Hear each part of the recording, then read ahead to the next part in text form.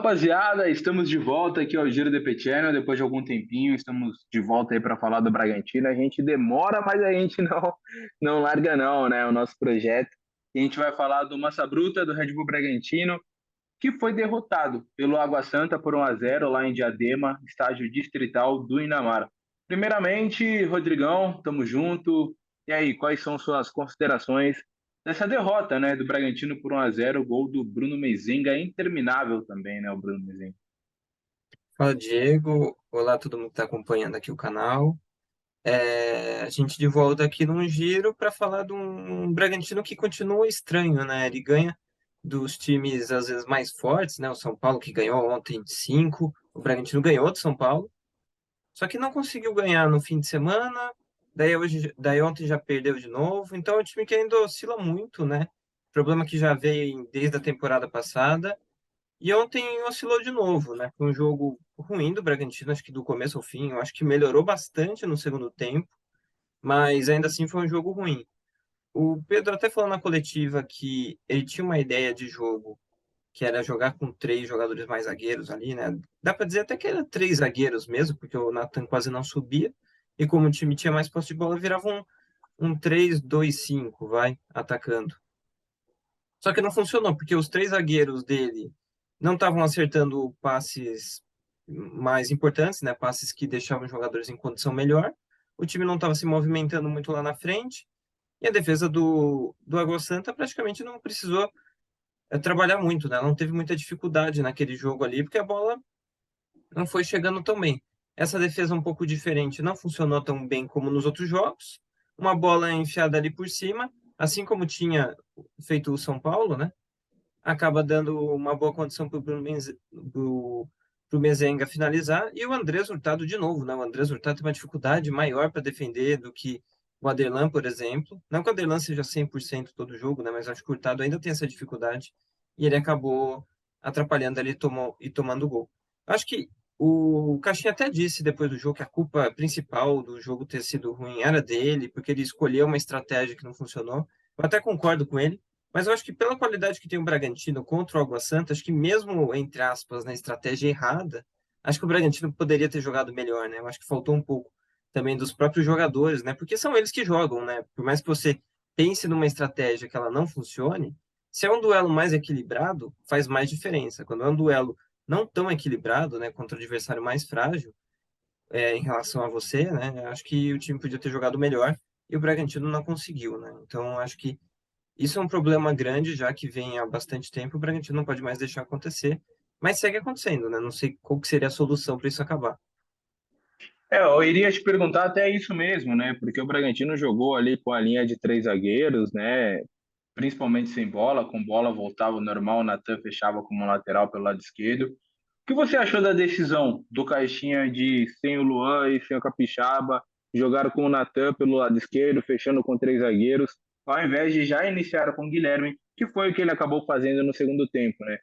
Ele admitiu que talvez tenha errado, mas você acha então que foi mais para proteger o elenco mesmo, os jogadores, nessa partida diante do Água Santa? Eu acho que na visão dele sim, mas também eu acho que não funcionou o que ele tentou, porque o Água Santa não foi como ele imaginou. No jogo contra o Palmeiras, o Água Santa jogou com três zagueiros. E o Bragantino já tinha enfrentado três zagueiros do São Bernardo. E aquele jogo foi muito ruim do Bragantino na produção ofensiva. Aquele jogo o time acho que chutou duas ou três vezes no gol os 90 minutos. Por mais que tenha feito o gol com um sorriso, né? Foi um jogo muito ruim na produção ofensiva. E nesse jogo ele pensou, bom, eu não posso repetir o mesmo sistema que eu usei naquele jogo. Então, como eu não tenho nenhum lateral que suba tanto pelo lado, eu vou com o Natan ali, o Natan construtor, o time vai jogar num 5-4-1, vai ter só um jogador para marcar os meus três zagueiros. Então eu vou ter uma saída boa, eu vou ter uma saída com espaço e vou tentar construir por ali. Só que não foi isso que aconteceu, né?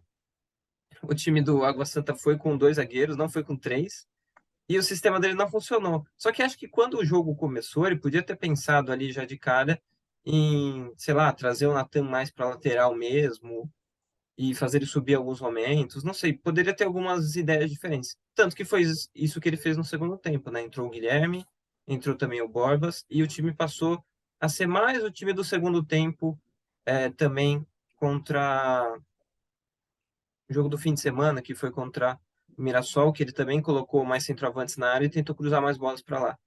E tentou criar um pouco mais, né? Mas é um pouco do roteiro que o Campeonato Paulista está mostrando para o Bragantino. O Bragantino que é um time que tem posse de bola, tem a chance de criar, mas não consegue.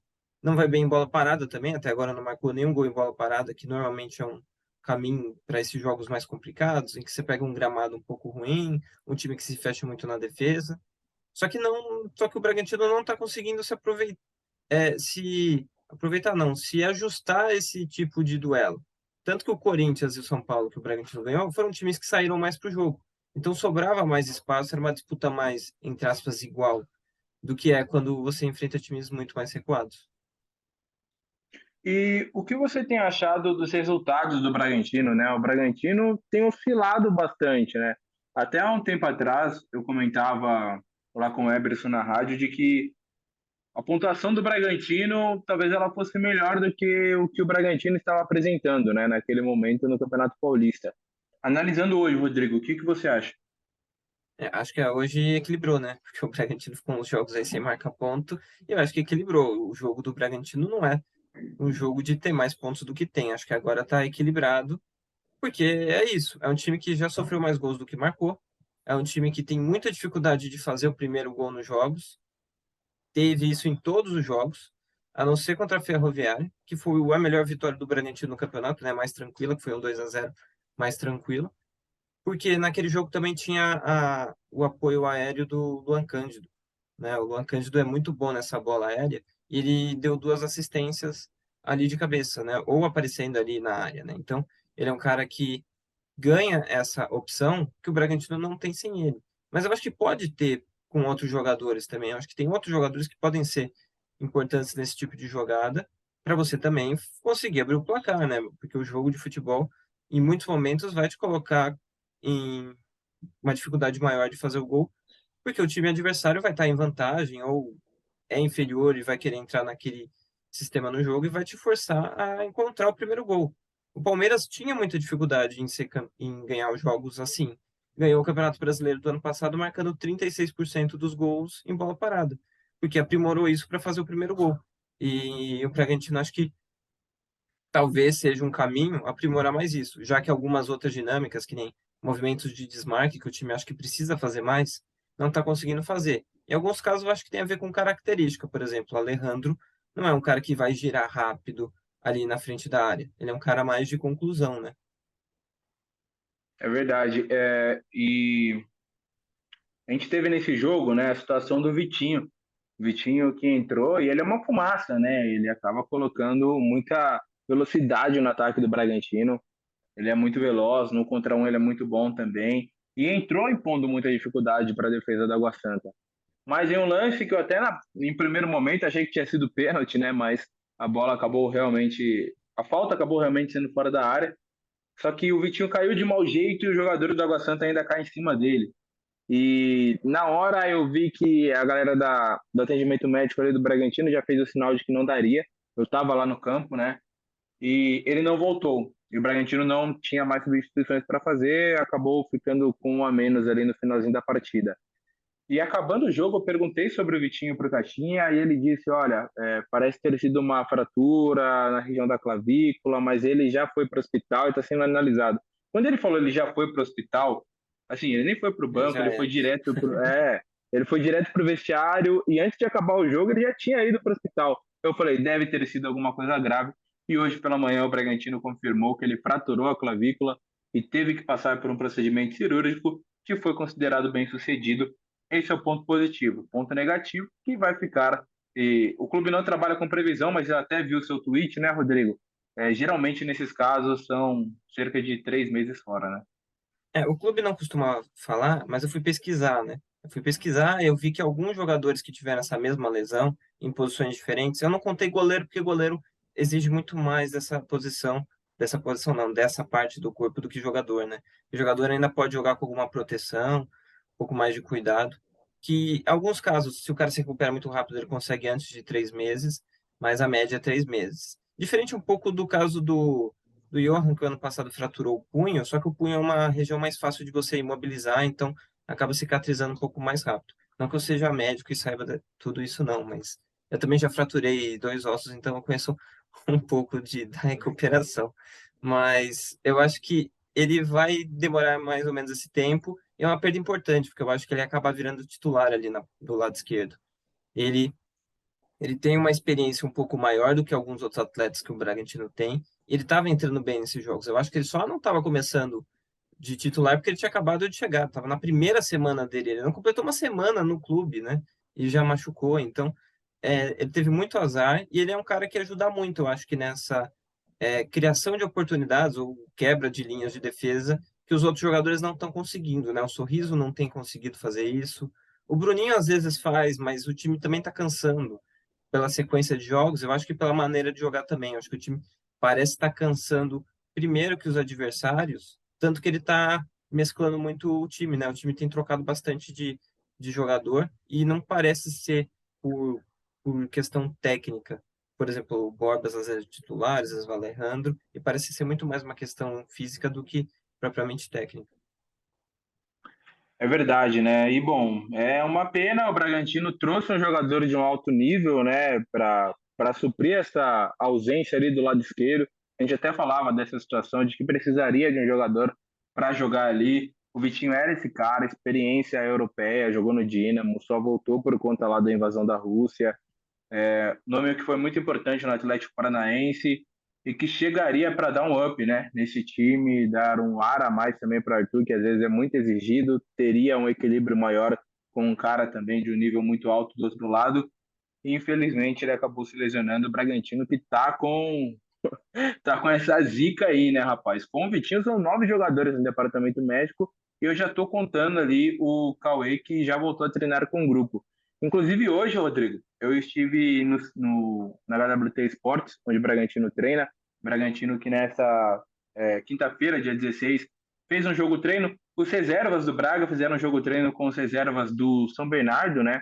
E conversei lá com o Serjão, que era auxiliar do Veiga, que está no São Bernardo, o próprio Ricardo, preparador de goleiros também. E o pessoal, a gente bateu um papo, a gente falou bastante sobre um jogador que tem sido destaque no Paulista, o Christian Barleta, mas é outro assunto. Voltando para o que eu estava falando, eu vi o Eric Ramírez e o Luan Cândido trabalhando com bola também, separado, depois do treino, mas trabalhando com bola. Acho que em breve eles devem começar a transição também. O Elinho correndo no campo, algumas coisas que deu para perceber lá e que são pontos positivos aí para um possível retorno desses jogadores, já que o Bragantino está zicado do DM. E só para não perder aqui a linha de raciocínio, né? Falava do Christian Barleta com eles. E a informação que eu tive, não deles, mas que eu consegui apurar, é de que o Christian Barleta já tem um acerto com algum time para depois do Campeonato Paulista. Muitos torcedores pedindo ele no Bragantino, outros torcedores pedindo nos seus respectivos clubes, né, para quem eles torcem. Mas é um jogador que tem chamado a atenção, né, Rodrigo? Sim, e jogou bem contra o Bragantino, né? Fez um bom jogo naquele dia ali. É um desses nomes aí. Não sei se o Bragantino teria interesse, apesar da idade dele, combinar com as ideias do Bragantino, né? Mas é um jogador bem interessante. Eu acho que o time que for, eu acho que ele joga em Série A. Eu acho que ele não é nem jogador de jogar a Série B, assim. Eu acho que dependendo do time que ele pegar, ele consegue jogar a Série A. A não ser que ele pegue um time muito mais forte, assim, para ser um reserva de opção depois, né? Mas não sei se também vai ser o caso. E de fora, você acredita que pode acontecer? Ah, sempre pode, mas eu acho que agora não, né? Porque a janela fechou, então teria que ser É, lá para depois de maio, né? Então não sei se seria o caso, a não ser que seja um pré-contrato para jogar no time no Brasil, mas daí é muita coisa também, não sei. bom, por falar em sair para o futebol europeu, o DG jogou muito pouco, né? E quando jogou improvisado também, o profissional do Bragantino, mas foi muito bem no torneio sul-americano, né? Time que foi campeão, jogou contra o Uruguai na final, né? Porque quem fosse melhor ali levaria o título. E o DG, inclusive, foi titular na zaga ao lado do Robert Renan, que já é outro que já está vendido já, né? Vai jogar no Zenit, era do Corinthians. Mas DG vai para o Leifering, que é uma espécie de Red Bull Bragantino 2 lá do Salzburg, né, no caso. E vai, nem sem jogar, já vai para a Europa, Rodrigo. Ele estava no fatídico 6-0, né? Jogou de lateral direito naquele jogo. Coitado, ele não teve boas experiências no Bragantino nesse início. Dava para esperar que ele fosse jogar, mas o Bragantino já trouxe muito zagueiro, né? E ainda vai ter o Ortiz que vai voltar, né? E como já trouxe dois agora, já tem os outros lá, talvez fosse melhor.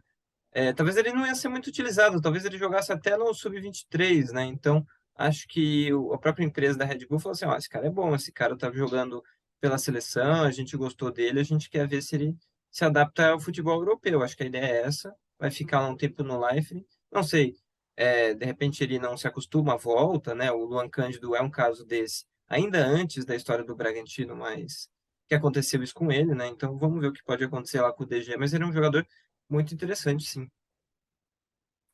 Bom, Bragantino que agora, né, depois dessa derrota, ganha a semana larga, como diz o Pedro Caixinha, a gente fala semana cheia, né? Porque só joga na Ganhou o próxima carnaval, né? quarta-feira. É verdade, ganhou o carnaval. Tem até que tomar cuidado com essa questão de carnaval, hein, rapaziada? Mas é isso, né? E Bragantino que só vai jogar contra o Palmeiras lá no Allianz quarta-feira que vem, 9h35. Por que não coloca 9h30, né? Porque tem que ser 9h35. Não é 9h45, não é 9h30, não é 10 horas, não é 9, é 9h35. É 9h35, é isso mesmo. E o Bragantino vai jogar contra o Palmeiras. O Bragantino tem ido bem contra as equipes da capital, né? Ganhou do Corinthians, ganhou do São Paulo. Contra o Corinthians foi bem, contra o São Paulo fez um bom segundo tempo. Acho que o Pedro Caixinha ali teve méritos pelas alterações também. O que esperar desse duelo contra o melhor time do país hoje, que é o Palmeiras? O primeiro duelo contra um português, né? Ele que conhece bastante, e agora tem bastante português aqui, né? Primeiro duelo do Caixinha com um português, ele terá outros nessa temporada. E eu acho que é um jogo dos mais complicados, né? O Palmeiras é o líder do campeonato. Acho que a única vantagem que o Bragantino tem é que o Palmeiras joga hoje contra o Corinthians, então talvez o foco seja principal nesse jogo. O foco vai ser principal nesse jogo, né? Para depois enfrentar o Bragantino na quarta-feira que vem. E o Palmeiras já é praticamente classificado, né? Então vai ser mais tranquilo para o Bragantino nesse sentido, mas é obviamente o jogo mais difícil dessa primeira fase, porque enfrenta não só o atual campeão brasileiro, como fora de casa, né? Os outros dois foram em casa. E o Bragantino foi eliminado as duas últimas vezes no Paulista para o Palmeiras, né? Então vamos ver como é que vai ser a adaptação do Caixinha contra o Palmeiras. Lembrando que o Palmeiras era um time que tinha muita dificuldade na saída de bola do Bragantino, para sair jogando contra o Bragantino. Tem aquele jogo que o Bragantino ganha bem no Allianz, que é durante a pandemia ali ainda. Eu não lembro se aquele jogo já tinha torcido ou não, mas era naquele período ali de transição. E o Bragantino ganhou bem do Palmeiras lá. Foi um ótimo jogo do Arthur, assim, ajeitando muito a saída de bola. Mas depois, o Abel foi entendendo melhor esse jogo do Bragantino. O Bragantino não ganhou mais do Palmeiras. Então, agora ver como é que vai ser esse duelo dos portugueses e como é que pode ser a partida para o Bragantino. Mas acho que o Bragantino tem que tomar muito cuidado com bola parada, porque o Bragantino não consegue não só fazer os gols, como às vezes sofre também um pouco mais com isso. Então, acho que é um ponto para o time prestar atenção. E é aquela coisa, né? Não oscilar. Se bem que quando enfrenta os times mais fortes, não oscila, né? Joga mais o futebol que pode, chega mais em dividida, mais segundas bolas. Então, esse é um ponto que o Bragantino tem nesses jogos. E o Pedro Caixinha, ele até falou na entrevista coletiva de um repórter só, lá em Diadema, né? Você está se Que habituando a isso, né? que a pontuação que ele espera, ou que pelo menos esperavam, o número mágico era de 20 pontos. Acho difícil. O Bragantino tem 9 pontos em disputa, né? E dois jogos são fora dos próximos três do Bragantino. É Palmeiras, São Bento e E Ituano em casa. Ituano em casa. É o único em casa esse-Ituano. O que você Uhum. imagina dessa pontuação, Rodrigo?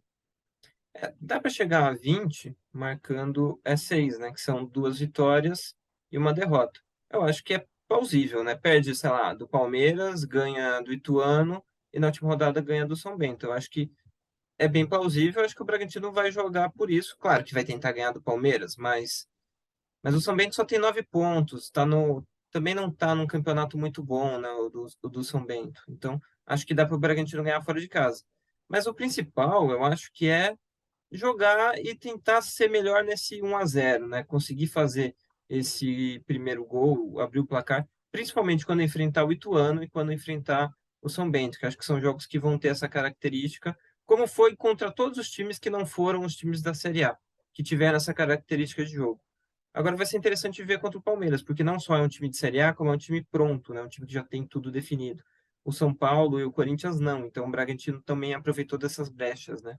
E o Palmeiras não, então vamos ver como é que acontece nesse jogo. Isso aí, quem quiser ver a entrevista, tá lá no canal do Massa Bruta TV, né? O canal lá do Red Bull Bragantino. Bom, vamos às perguntas, porque a primeira ela diz respeito ao elenco do Bragantino.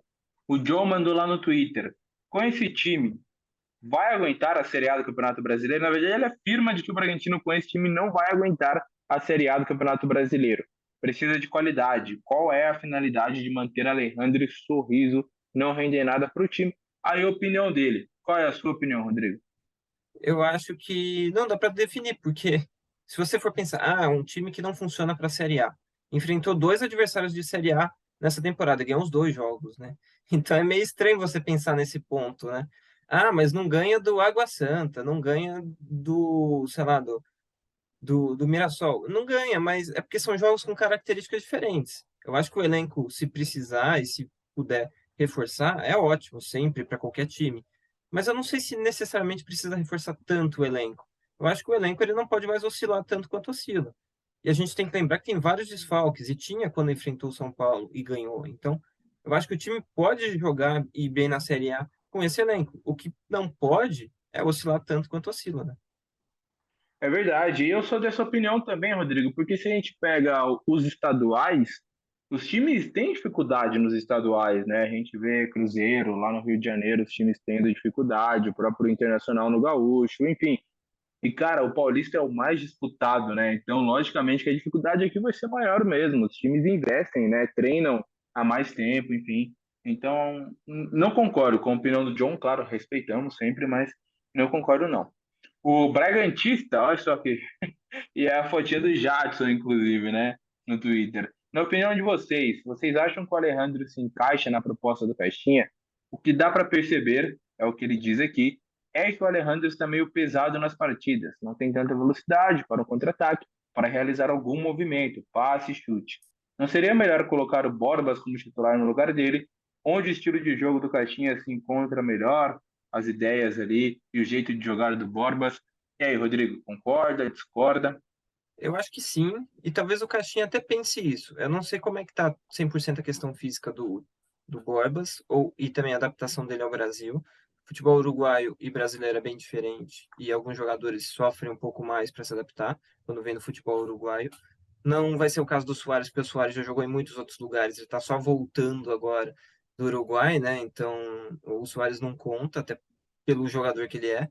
Mas eu acho que ele precisa se adaptar ao futebol aqui e talvez a questão física, talvez ele ainda não esteja 100%.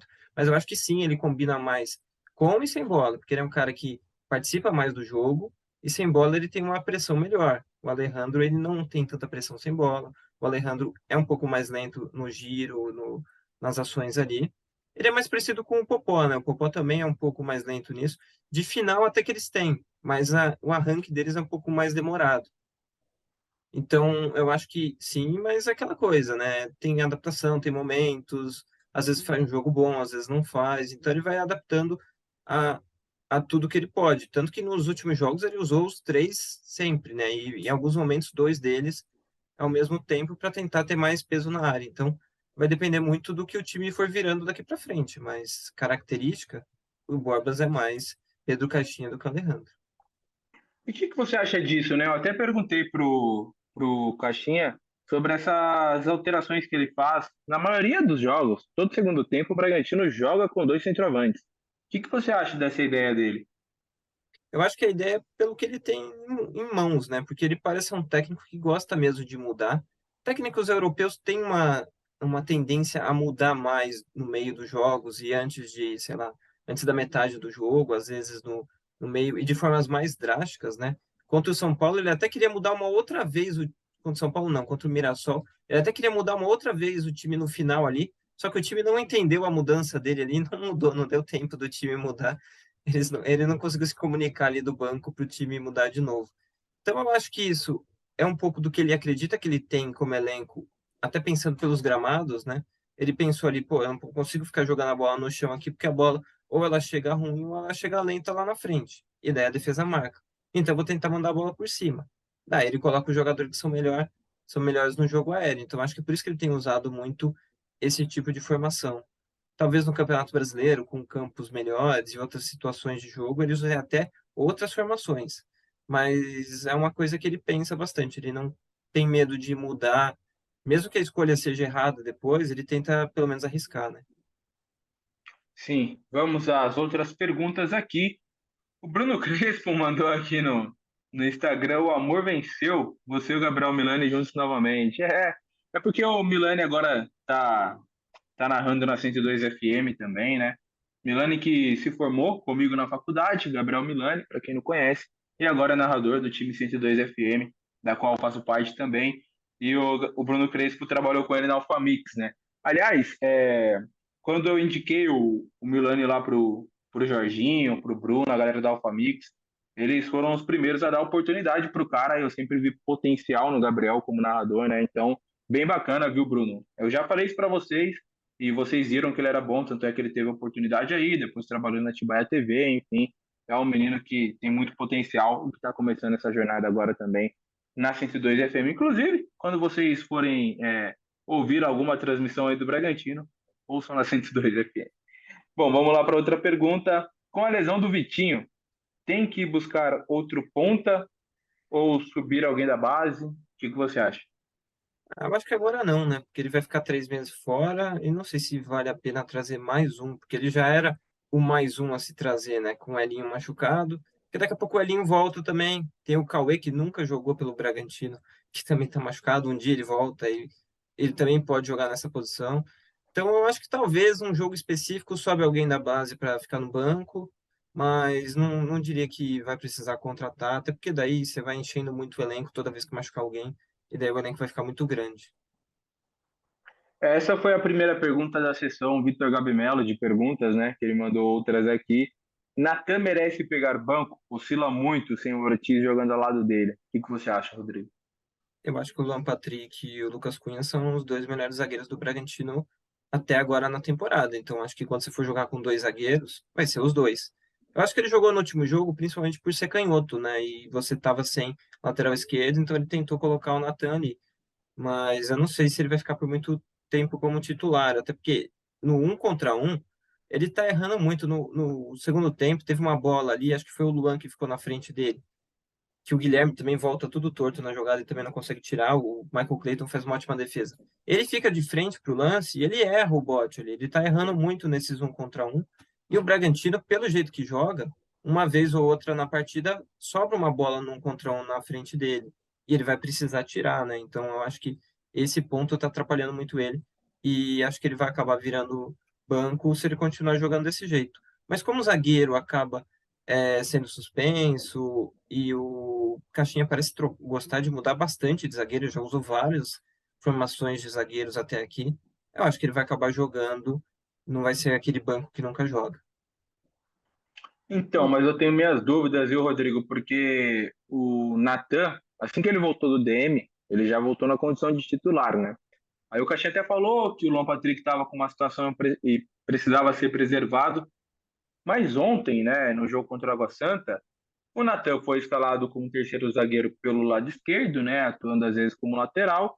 E quando ele colocou o Guilherme, ele não tirou o Natan, ele tirou o Luan Patrick. Então eu tenho minhas dúvidas se o Natan está nessa condição de terceiro zagueiro. Eu acho que ele tem a confiança do técnico pelo que o técnico tem feito até então. Não sei se você enxerga dessa maneira também.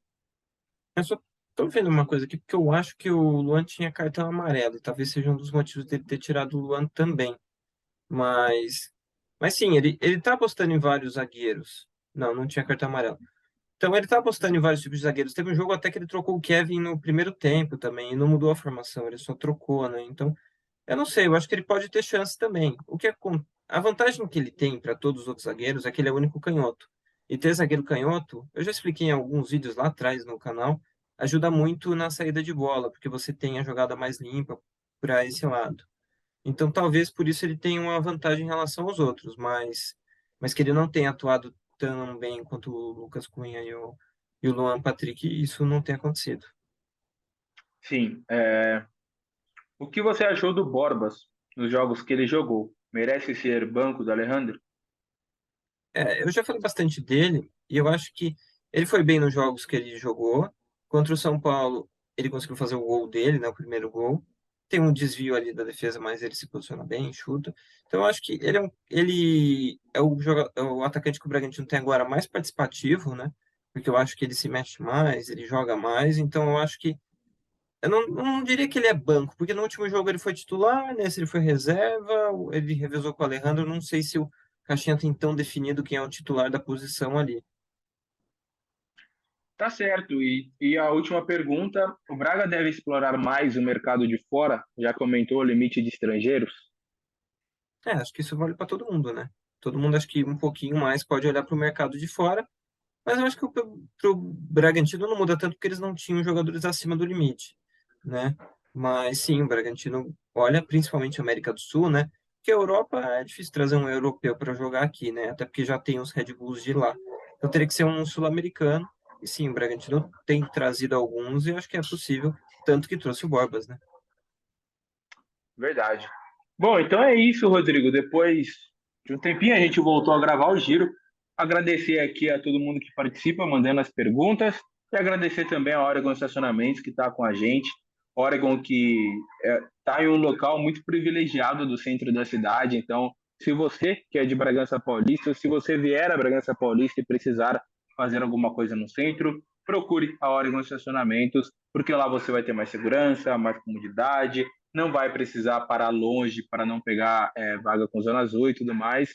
E vai ficar tranquilo, né? E confie na Oregon Estacionamentos, preços acessíveis, Oregon Estacionamentos, nossa parceira aqui também, do DP Channel, está em todos os giros com a gente. Bom, é isso, Rodrigo. Grande abraço e Dale Braga. Última informação aqui que eu lembrei: o Bragantino vai jogar com o Bahia e vai estrear contra o Bahia duas vezes. Só que os dois Bahias Verdade. diferentes. É o Bahia de Feira na Copa do Brasil e o Bahia mesmo, Salvador, no Campeonato Brasileiro. Os dois jogos, um é fora, né? O da Copa do Brasil é fora, contra o Bahia vai ser em Bragança Paulista. Verdade, no jogo de fora com o Bahia de Feira, o Bragantino ele tem a vantagem do empate, né? É jogo fora, é jogo único, mas o empate tem a vantagem do Bragantino, esse é o regulamento aí da Copa do Brasil na primeira fase. Então, e na segunda, se empatar, né, vai direto para os pênaltis. Acho que é isso, né? Se empatar na segunda fase, vai direto para os pênaltis.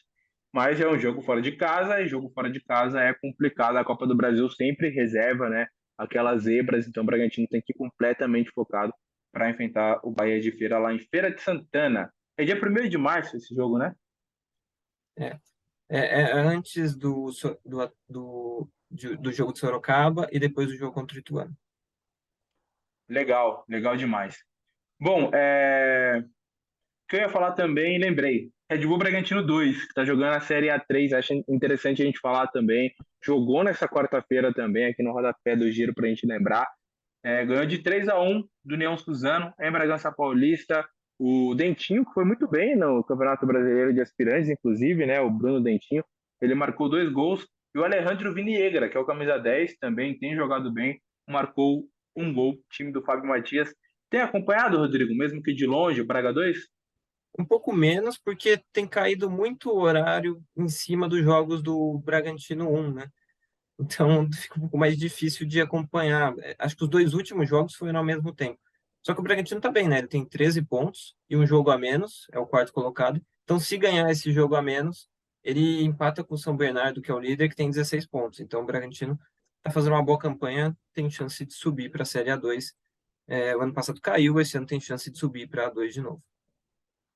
Tá certo. Rapaziada, é isso aí. Grande abraço. A gente volta a qualquer momento aqui no DP Channel com mais informações, com o giro, com a análise do Rodrigo. Enfim, muito conteúdo até o final do ano aí, acompanhando esse Massa Bruto Red Bull Bragantino em todos os passos. Valeu, rapaziada. Nos siga nas redes sociais também. Estamos lá no Instagram e também no Twitter com todas as informações do Bragantino. Valeu, tamo junto.